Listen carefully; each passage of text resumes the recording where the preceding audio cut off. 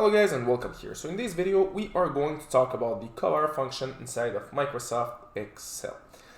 So the COVAR function is simply the function to calculate the covariance, which is the average of the products of deviation for each data point pair in two data sets.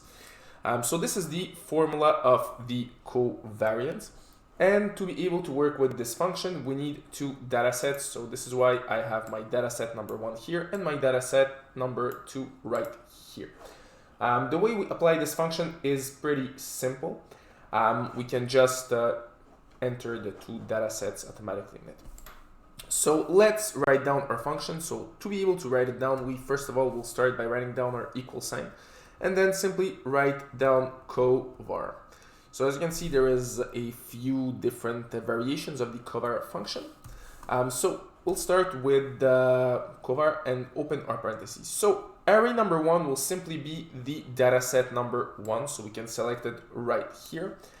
And then what we can do is select the data set number 2 for array number 2.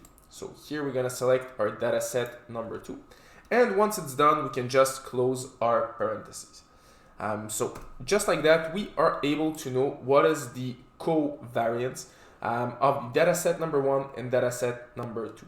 And also, since it's all random numbers that I have right here and right here, each time that I refresh my page, well, the Excel document, I'm able to have a new covariance that will appear right here.